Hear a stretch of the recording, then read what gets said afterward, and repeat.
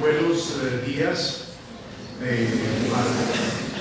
para todas, para todos. Buenos días a la profesora Esperanza Cifuentes Arcila por la confianza que me ha dado. Me ha puesto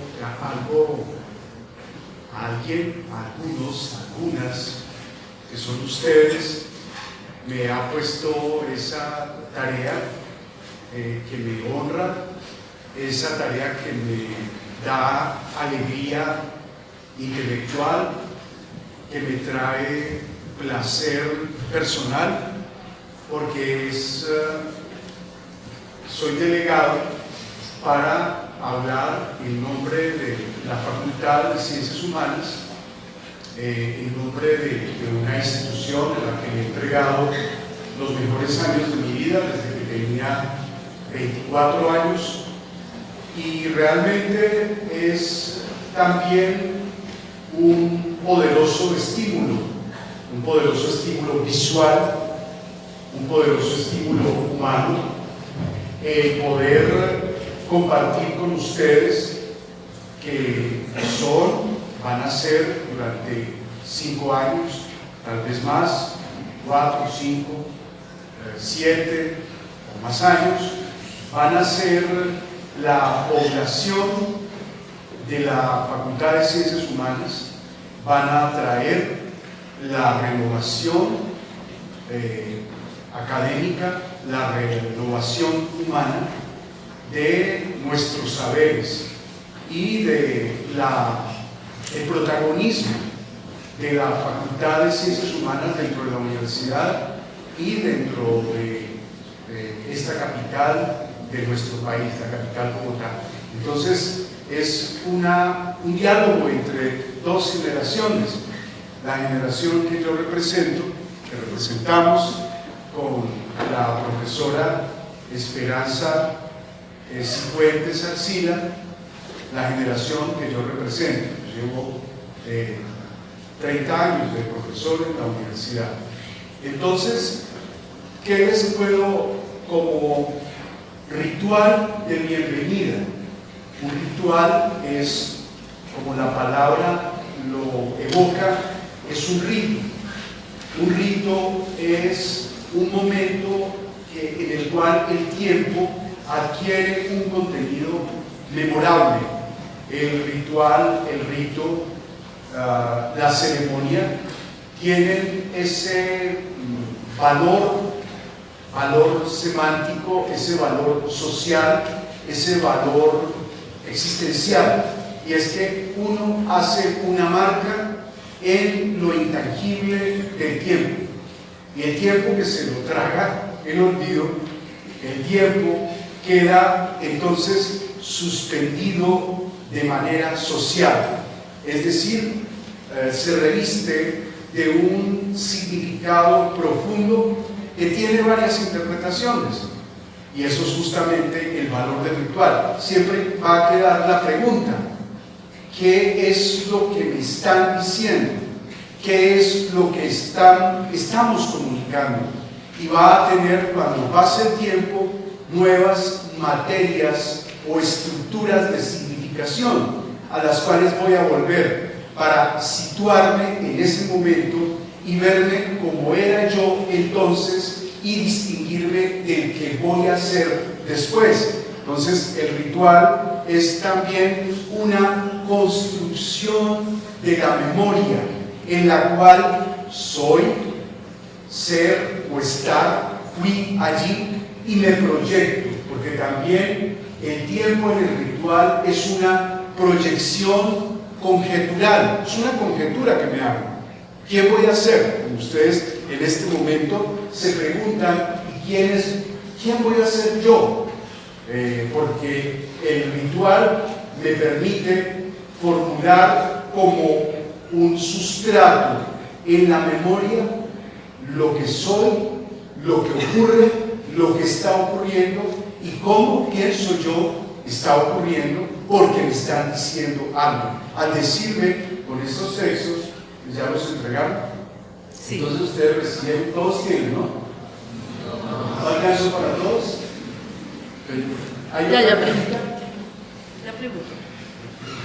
Entonces, queridos jóvenes, vuelvo a decirles con este ritual de entrega de esos textos que se llama Señal que Cabalgamos, la facultad les está diciendo a ustedes que nosotros creamos conocimiento, que nosotros producimos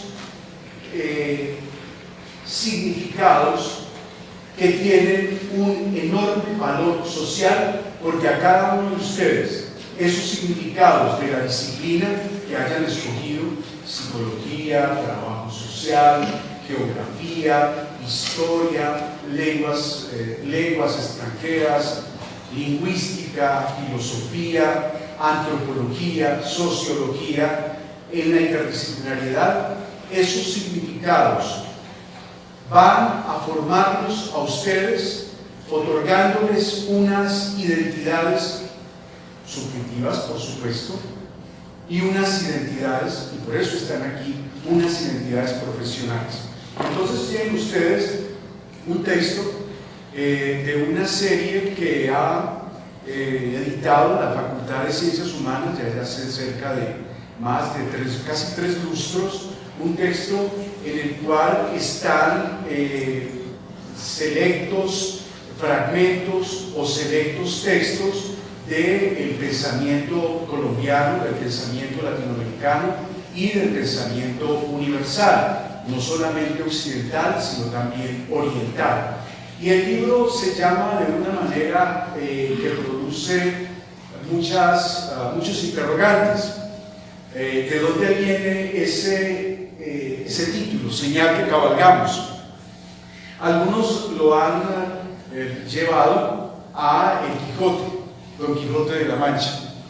Ladran, Sancho, señal que cabalgamos. Y se puede ver como una ironía, o de manera literal, va muy rápido Sancho y Don Quijote y le ladran los perros. Pero como todo significado, como toda actividad, lo vemos en el ritual de entrega de este texto, de señal que cabalgamos, hay allí varias posibles interpretaciones.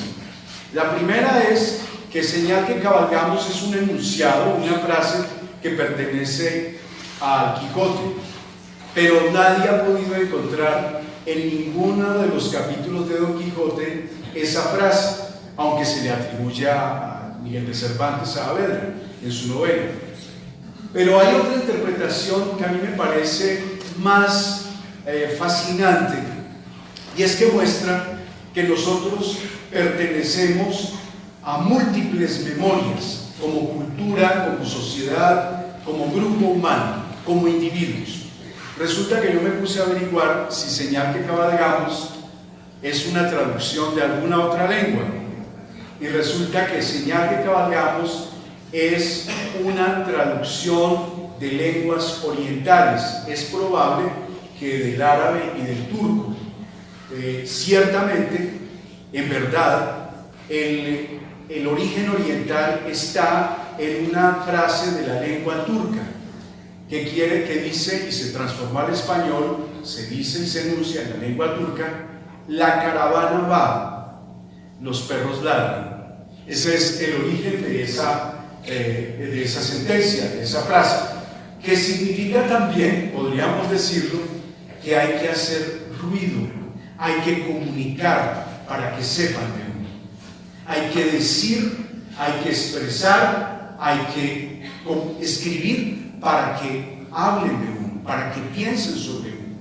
Entonces, en ese sentido, es que el tema del lenguaje, el tema del conocimiento, el tema de la memoria y el tópico de esos cuatro conceptos se inscribe en el quehacer de las ciencias humanas. Entonces voy a permitirme leer unas consideraciones que he escrito para esta ocasión. Al poner los pies en este recinto, cada uno de ustedes ingresa a un espacio, a una situación y a una temporalidad fundamentalmente excepcional de la vida cotidiana en Bogotá. Empiezo llamando su atención hacia tres dimensiones a la vez simbólicas y al mismo tiempo de experiencia en sus heterogéneos sentidos: el espacio material, el lenguaje y la conversación reglada por una disciplina o por las disciplinas humanísticas. El entorno urbano y la convivencia en las ciudades han demandado un lugar estructurado en el cual los intercambios de palabras, la consideración sobre los encadenamientos de los significados y los enunciados en la mente, en la conversación y en los textos escritos no se someta a exigencias exclusivamente utilitarias. Allí, en aquel lugar estructurado, donde las memorias del pasado o del presente puedan ser reformuladas por la imaginación y los métodos, al mismo tiempo que sean consideradas formas hipotéticas sobre realidades futuras. Vale decir, en este espacio universitario nos permitimos el juego de las conjeturas, la especulación y las hipótesis, para que la realidad podamos enunciarla de esta manera. Podría ser de otra manera. Podemos conjeturar, imaginar instituciones, los sujetos, sus contextos, las grandes estructuras en las que se establece el ser humano y la sociedad colombiana de otra manera, de otras maneras, ejerciendo un espíritu crítico de formular como posibilidades, como alternativas, las realidades sociales y subjetivas que constituyen nuestra sociedad.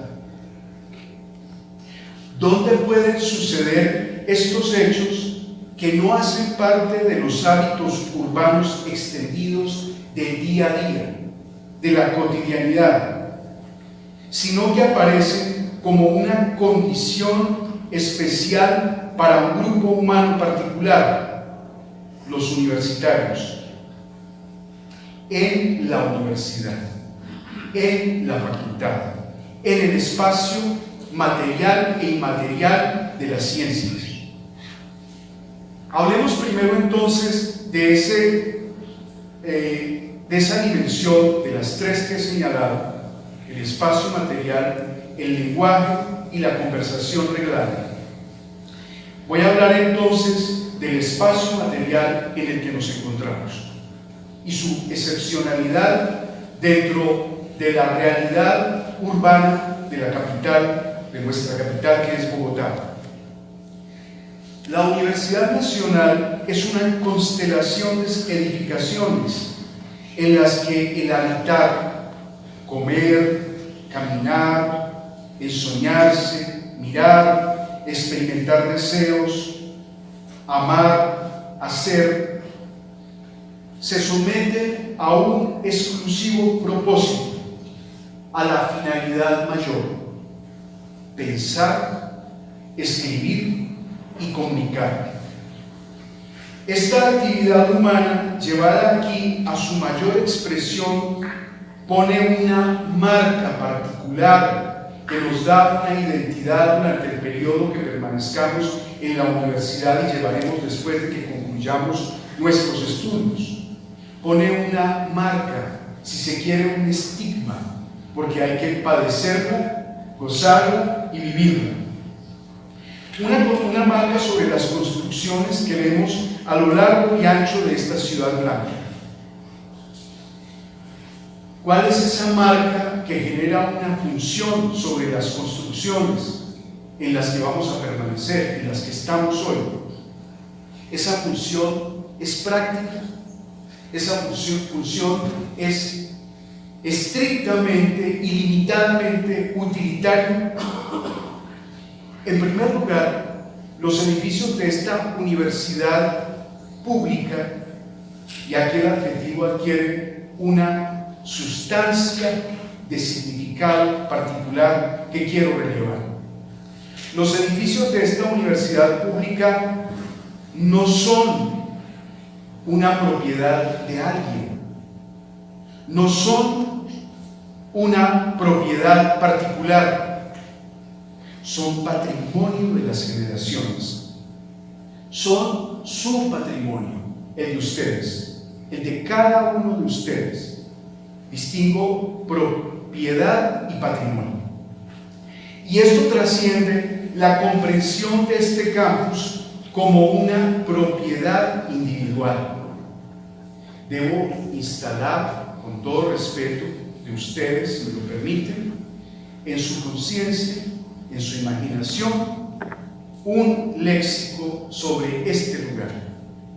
Este lugar al cual ustedes llegan hoy es un lugar público, es un lugar de patrimonio cultural.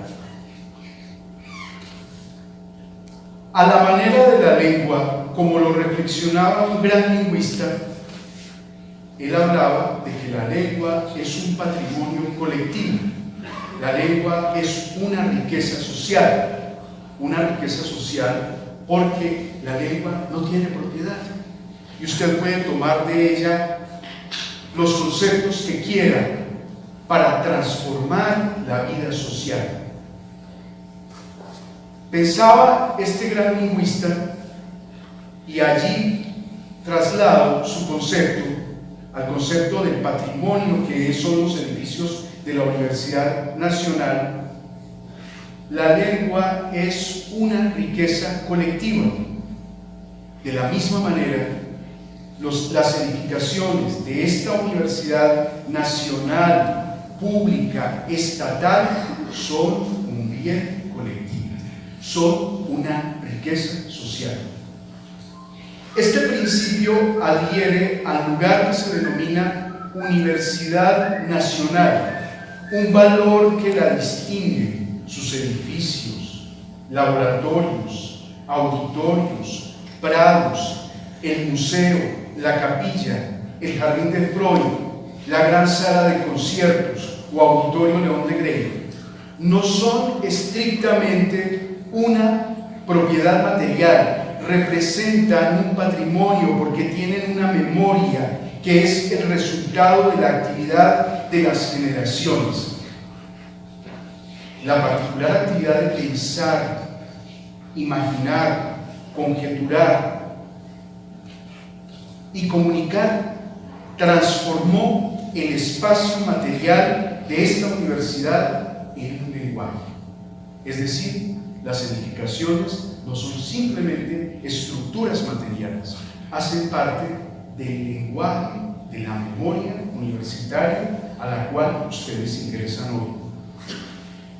Llamemos con más precisión ese espacio material al que yo considero un lenguaje. La Universidad Nacional es una superficie particular de densidad simbólica. Cuando hablo de densidad, hablo de un contenido. Y cuando hablo de un contenido, hablo de sustratos de memoria que han venido depositando otras generaciones de estudiantes y profesores acá en la Universidad Nacional. Esta superficie de densidad simbólica, a su vez, tiene otra capa cultural generada por las disciplinas que cultivamos. Es decir, el habitar, el vivir, el comunicar y el pensar forman un sustrato simbólico. Pero junto con ese otro estrato, sustrato simbólico, sustrato de significados, sustrato de vocaciones, sustrato de preguntas, hay otro sustrato simbólico que proviene del hecho de que esa capa cultural que está en la memoria de la universidad ha sido generada por las disciplinas que aquí cultivamos. el edificio de posgrados, los departamentos de lingüística, antropología, trabajo social, historia, filosofía, el jardín de Freud donde no hay flores, pero se considera un jardín. Fíjense ustedes, un espacio también como un jardín donde no hay flores y hay esculturas. Empieza el dilema al que nos vemos abocados a diario en nuestras reflexiones como disciplina. ¿Qué es eso? ¿De qué está constituido? Este mundo intangible, significados, historias, reglas de disciplinas, es tan tangible a la vez como obra de simetría de la arquitectura para la comunicación y la reflexión, y constituye, vuelvo a señalarlo, un espacio urbano singular. Sus memorias son sus sentidos, y sus sentidos generan memorias. Ustedes ingresan hoy a este espacio crítico de las ciencias humanas, a este espacio de la memoria cultural de Bogotá y de Colombia. Al iniciar su experiencia vital como estudiantes universitarios, van a otorgarle a esta singular construcción que protege la Constitución colombiana, la República, una nueva vitalidad. Al ser esta constelación de edificios especializados en prácticas simbólicas, prácticas del lenguaje, experiencias del pensamiento y de la interacción comunicativa, quienes habitamos en ella la mayor parte de su jornada diurna, la renovamos, se renueva desde las prácticas heterogéneas de actividades simbólicas. La dimensión simbólica de estos edificios, donde además el tiempo está regulado con segmentaciones temporales que adquieren un contenido distinto al del tiempo habitual, al del tiempo otro, al del tiempo de la ciudad. Las convenciones que organizan nuestro tiempo universitario, otorgan un dinamismo especial a la cotidiana comprensión y vivencia del tiempo. Vale decir que los días, los meses y los años en la experiencia universitaria son diferentes, pues ciertos rituales de la vida universitaria establecen un valor social al tiempo que permanecemos aquí. El semestre, las vacaciones, la graduación, los créditos, cuya sumatoria da valor al tiempo dedicado al estudio, son factores de esta otra temporalidad que caracteriza la vida universitaria. La otra categoría que adquiere una condición particular al lado del espacio material en la práctica universitaria es el lenguaje. El lenguaje que hace posible que nosotros nos sintamos parte de un grupo social, de un grupo cultural, de un grupo humano. Todas las disciplinas de las ciencias humanas se expresan en lenguajes particulares. Una definición clásica de lo que se considera unidad de la lengua, que a su vez constituirá los enunciados de la comunicación y el discurso, la definición del signo que heredamos de los estoicos y que hace parte de los conceptos de las ciencias del lenguaje, señala que el signo es una cosa que está en lugar de otra desde cierta perspectiva y bajo cierta consideración. Ya he hablado ahora, inmediatamente, de signo, una cosa que está en lugar de otra, y me he referido a que las edificaciones son un lenguaje, y he dicho que esas edificaciones no son puramente su experiencia material, sino también su sustrato simbólico.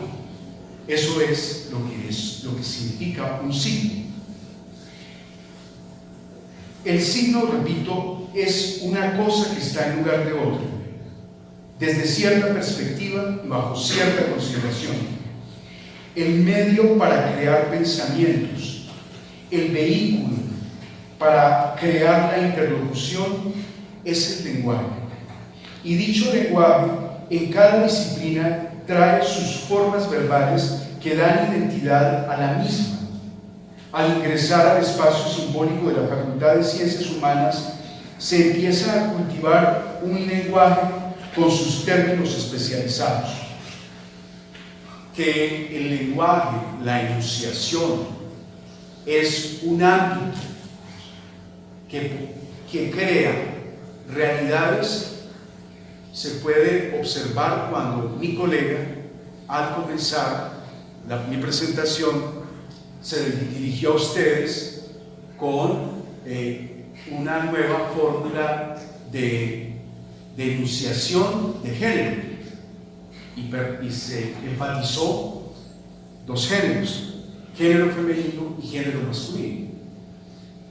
Pareciera simple, pareciera elemental decir ellas y ellos, señoras y señores, las jóvenes, los jóvenes, pareciera simplemente un cambio de un fonema, el cambio de una vocal, pero allí hay, en esa escena, llamo escena a esa enunciación, hay toda una historia de luchas políticas, de reflexiones y de consideraciones y de tensiones.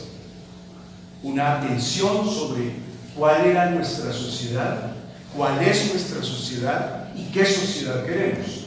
Entonces, la experiencia de enunciar la realidad en el lenguaje es la experiencia básica, la experiencia crítica, la experiencia especulativa que realizamos en cada una de las disciplinas de las ciencias humanas a las que ustedes ingresan en el día de hoy. Entonces, dicho lenguaje en cada disciplina tiene sus formas verbales que dan identidad a la propia disciplina, a la particular disciplina. Al ingresar al espacio de la Facultad de Ciencias Humanas, se comienza a crear y a cultivar un lenguaje con sus términos particulares. Este juego intelectual riguroso con las palabras, con los signos, con el léxico de un discurso, produce específicos modos de concebir de otra manera la realidad, las realidades cambiantes del ser humano en sus hipóstasis o universos buscados, esa frase que aunque se le asociadas de ser político, simbolizante, de sujeto que narra historias, de ser parálogos, de ser conflictos, de sujeto con enunciaciones para la interpretación del mismo Homo sapiens que se constituye a sí mismo por las convenciones sociales o por su crítica categórica de dichas mismas convenciones sociales. Con eso quiero formular una conjetura muy simple. En Colombia y en América Latina se dice que del dicho al hecho es decir, hay mucho trecho. Otra expresión es pura retórica. Sin embargo, en el mismo idioma español hay una expresión que es muy cercana a los estudios de las ciencias del discurso y a los estudios de las ciencias del lenguaje. Esa es la expresión de dicho al hecho, hay mucho trecho, que es una mirada crítica, una mirada irónica acerca de la banalidad de escribir, hablar y decir. Es banal hablar, es banal escribir, es banal poner los pensamientos en palabras y en símbolos. Eso es lo que dice el dicho en español que acabamos de citar. Sin embargo, resulta que la universidad es ese lugar donde los derechos se acortan por los dichos. El decir, el escribir es expresión de la reflexión. Y la reflexión tiene un poderoso valor social. Cuando hablaba de los dichos del español, que pone en cierta manera en hipótesis crítica en la anterior expresión, los dichos me refería yo a otra expresión, a otra apotesis, que es breve, concisa, muy condensada. Hacer acto de presencia. Hacer acto de presencia es estar, y estar es decir. Hacer acto de presencia es comunicar. En otras palabras, el lenguaje, la escritura, los signos, los asociados son maneras de hacer, son modos de construir, son modos de transformar.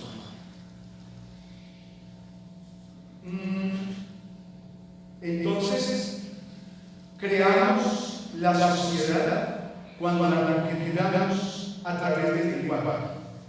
Es decir, cuando enunciamos desde el pensamiento las convenciones sociales, la memoria, los hábitos, el modo de ser, las tradiciones, a través de una crítica metódica de las mismas, estamos formulando una memoria. Y esa memoria se formula desde la memoria lingüística. Por eso, nosotras y nosotros. Esa es una manera de formular a la sociedad. Y de formular críticamente. Esta memoria que se experimenta, se conjectura, se escribe en el espacio de las disciplinas humanísticas, es también una poderosa memoria lingüística, porque ella es una autoconciencia política, una autoconciencia social, una autoconciencia cultural y una autoconciencia subjetiva y personal. Fíjense ustedes que hoy por hoy han regresado con poderosa fuerza en todos los países, en todas las alturas, la pregunta sobre qué identidad tengo cuando me expreso o me expreso. ¿Qué identidades pongo en juego cuando hablo en una lengua, cuando hablo en un acento o cuando declaro una lengua? Esa es una poderosa manera de decir que callar o hablar o enunciar son fuerzas sociales y que pensar por qué se calla, pensar cómo se dice, pensar cómo lo digo, pensar lo escribo o no, son también un factor de reflexión de las ciencias, son un tema de reflexión de las ciencias, pero son también un tema poderoso de luchas políticas y de luchas por las sensibilidades. Entonces, la crítica metódica de los hábitos desde el lenguaje es una forma de autoconciencia política, social y cultural. Y allí está el papel de las ciencias humanas, de las disciplinas que ustedes han elegido. Hago una pequeña discusión etimológica y metodológica, porque siempre pensamos e investigamos, debemos proponernos una pregunta sobre las palabras que creamos, los enunciados que tenemos cuando consideramos, cuando representamos. La primera crítica metodológica, la primera crítica política, la primera crítica desde una disciplina la que hacía las ciencias humanas es la crítica hacia los enunciados y hacia las palabras que creamos. En este sentido, hago mi asociación etimológica sobre la palabra anthros. Hay un léxico griego que considera desde la lengua griega una palabra en griego.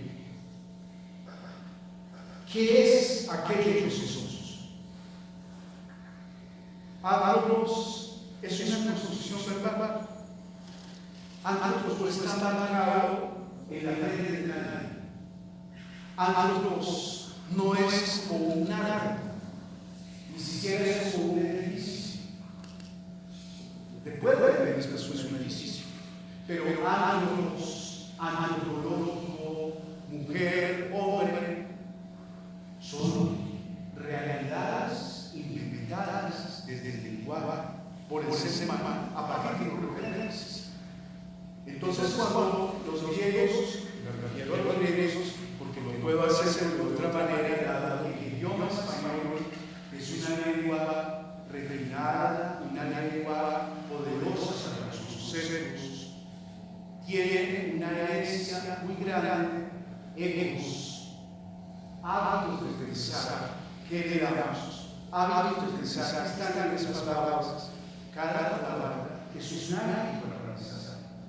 Por eso, la primera sugerencia que yo les hago cordialmente a cada uno de ustedes y a cada uno de ustedes es que el oficio de las humanidades empieza revisando las palabras que empleamos cada día.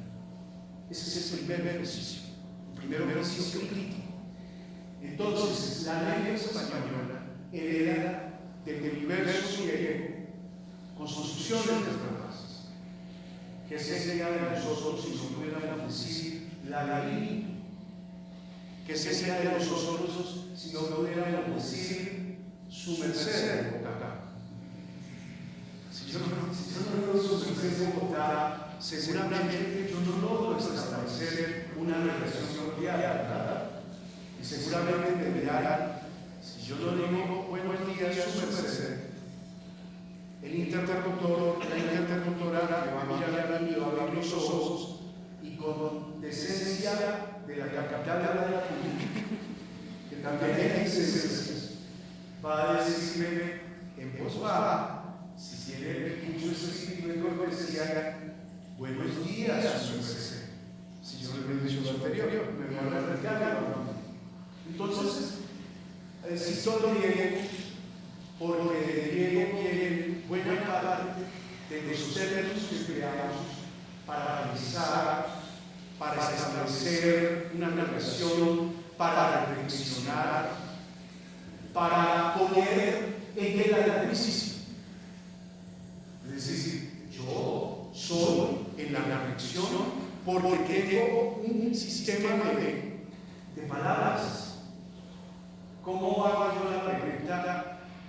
¿Qué quiere decir eso? ¿Qué significa? Pues hay un entrenamiento que está en la lengua y que ustedes no lo han aprendido, lo van a entrenar. Pero cuando yo hago la modulación, dos modulaciones. Eso es así. Eso es así. Tajante afirmación. La inventamos nosotros. Esta modulación, no. Es una herencia. Y una herencia del ciclo de pensar a través de la lengua. O cuando digo la otra modulación, eso es así. Eso es así. Cambia la modulación, cambia la perspectiva, cambia la manera de considerar las cosas. Mi imaginación, mi atención, mi habilidad, las capacidades cognitivas van a estar dirigidas a algo que se da más veces, es explicar qué es un interrogante. Y que ustedes van a aprender la pregunta, ¿cuál es la pregunta de este texto? ¿Cuál es el interrogante de este enunciado suyo? Pues bien, vuelvo al griego, porque nosotros tenemos un legado cognitivo, un legado para formular pensamientos, un legado para construir representaciones que están en esas fórmulas que vienen del griego y latín y pasan al español. Hago entonces la discusión etimológica. Ambos. Hay un griego que considera desde la lengua griega que recibimos en la palabra antropológico de esta manera. Ese griego aquello que somos. Con otra cuestión sencilla. ¿Qué significa ser? ¿Qué significa ser? Bien, si ustedes quieren hablar de abstracción, nada material. ¿A dónde digo yo qué significa ser? ¿A dónde digo yo?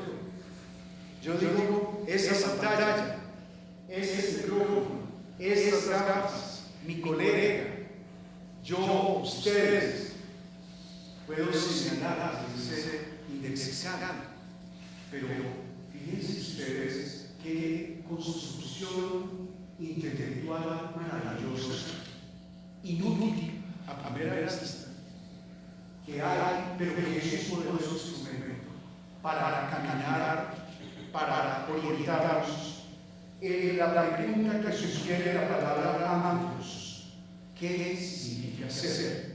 En castellano esta expresión griega se formula, y voy a volver a español del colegio, se formula como ser o estar.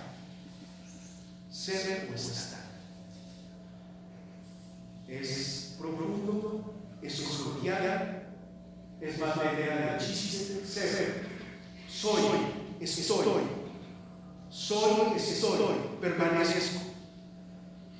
Seré. La modulación verbal me da una identidad y me da una percepción del tiempo y me da una autoidentidad. Es decir, la mera modulación como signo a través de este lenguaje me permite representar, me permite ver, me permite considerar. Entonces, ser estar. Es decir, el ser es aquel que existe y añade la dimensión de temporalidad. Soy, fui, seré. Ustedes van a modularlo todo el tiempo cuando hagan sus textos, porque ustedes van a modular cuestiones sobre la sociedad, sobre el relato, sobre la subjetividad, sobre la justicia, sobre la libertad, sobre la equidad, sobre la exclusión, a partir de los modos de denunciar. Entonces, hasta se habla, a esa noción de existencia se añade la visión de temporalidad. O sea, cuando me pregunto quién soy, cuando nos preguntamos qué somos, también situamos en una dimensión de tiempo que nos es permitida a través del lenguaje. Yo soy, yo seré, yo fui. Aquí hay una dimensión imaginaria que me da una realidad subjetiva con la cual me identifico y a través de la cual me establezco como sujeto. Voy a llevarlo a otro campo específico que ustedes van a trabajar. Cada vez que ustedes hagan un texto, se están profanando. Por eso no es nada la pregunta, el dicho, ¿a dónde me lleva? Lo que digo, ¿a dónde me lleva? ¿Qué camino me va a decir? Entonces, añade la dimensión de temporalidad, pero sujeta su comprensión a unas formas verbales. No hay ser sin soy. Y no existo sin la dimensión temporal del verbo. Y puedo, y eso es importante para el beneficio de las ciencias humanas, para nuestra actividad de todo lo que significa. Puedo entonces, con ese instrumento que me produce representaciones, ya hablé de dos, el ser, la identidad, el tiempo, a través de ese instrumento verbal, en castellano, en español, puedo formular, inhibir, conjeturar, cuestionar, porque existe una particular manera lingüística, filosófica, del trabajo social, de la literatura, de la filosofía, de la geografía, propia de las ciencias humanas, que es interrogar, o sea, dudar. La duda forma parte del lenguaje. Interrogar equivale a suponer que puede ser de otra manera, o que puede haber algo más, que puede imaginar la relación hipotética de causa-efecto, de premisas y consecuencias. Si imagino ¿qué? Si imagino ¿de qué manera? Si considero en un modo radical un punto de vista hacia el mundo en una óptica patas arriba. Conjeturar a través de ese simple hábito que heredamos de interrogar, ¿eso es qué? ¿Qué? ¿Cómo? Entre eso y eso, ¿qué? Si lo hago, la relación de esta manera, como no se ha hecho de otro modo, estoy poniendo el mundo patas arriba. Y poner el mundo patas arriba es llevar a su radical condición la que vale para las ciencias, para el arte, para la sociedad, como renovación y como transformación, como cambio.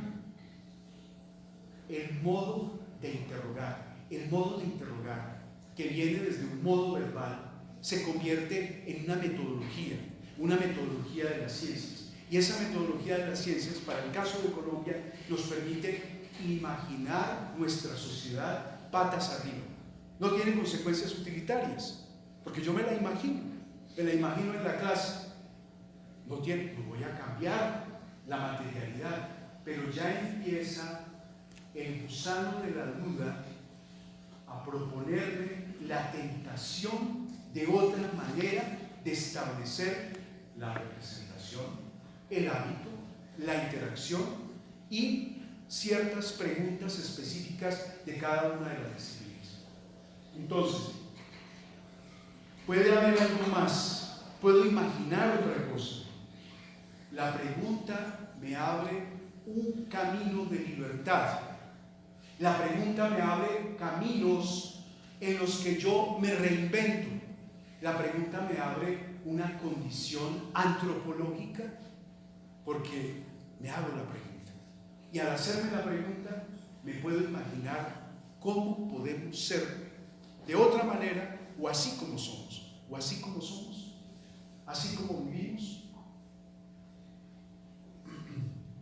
Así pues, la mirada o la experiencia crítica del lenguaje es la auténtica expresión de una actitud científica.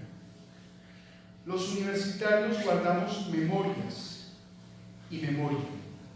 Al tiempo, con simultaneidad, el lenguaje que guarda la reflexión crítica de experiencias anteriores. Porque las ciencias humanas son al tiempo una memoria conservada, pero también son una memoria que nosotros transformamos con la pregunta. Es decir, no es una memoria quieta, no son aguas estancas, es un río que fluye. Si lo queremos de otra manera, la memoria en las disciplinas de las ciencias humanas es una realidad plástica, con plasticidad, una realidad con plasticidad. La memoria de nuestro país, la memoria de nuestra ciudad, la memoria de nuestro barrio, la memoria de nosotros mismos, la memoria de nuestra familia, la memoria de nuestras costumbres, la memoria de nuestras tradiciones. Entonces, la experiencia, lo repito, la experiencia crítica de formular con preguntas la realidad es la auténtica expresión de una actitud científica. El lenguaje guarda la reflexión crítica de experiencias anteriores. Eso vale para el saber universitario. El lenguaje, las disciplinas de las ciencias humanas son un dispositivo cultural de memoria, o memorias para la invención, para la intervención, para conservar, para añadir una porción alternativa a la sociedad. Y subrayo eso, a través de la memoria especializada de un profesional de las ciencias humanas, nosotros podemos ampliar los hemisferios alternativos de la sociedad. Al ampliar los hemisferios alternativos de la sociedad, estamos proponiendo un deseo.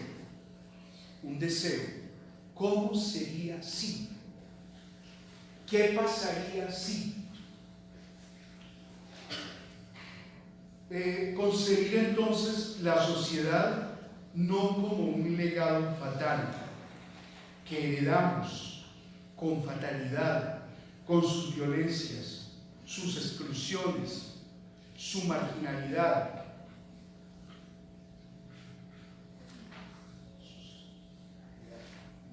Marginalidad que permite la exclusión de los frutos del progreso técnico, espiritual y cultural que un orden simbólico y social ahora constriñe a quienes crean el patrimonio material y cultural.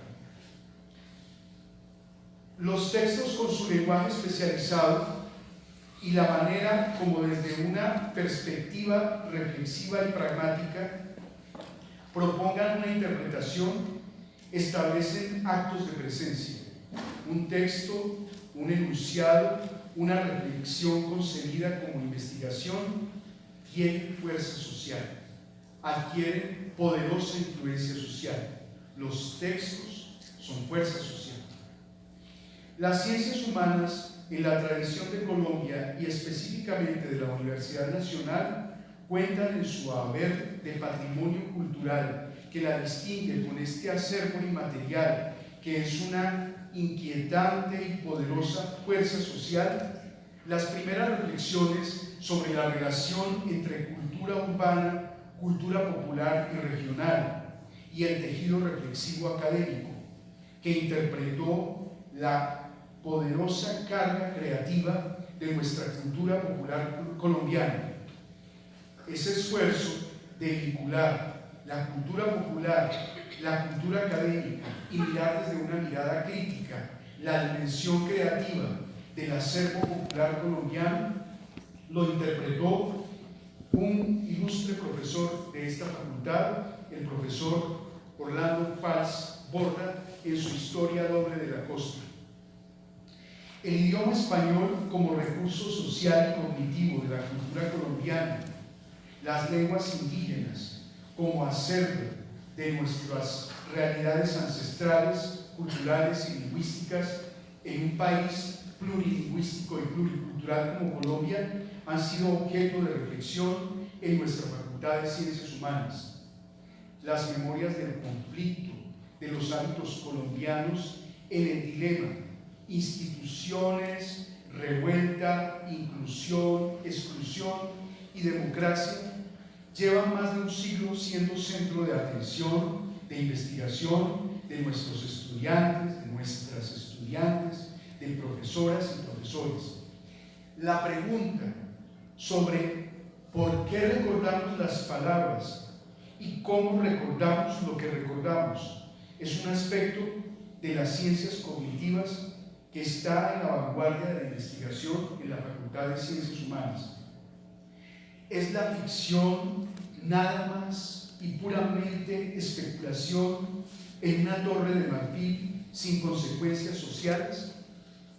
La literatura, ¿qué orden de poder simbólico del relato, de la narración representa?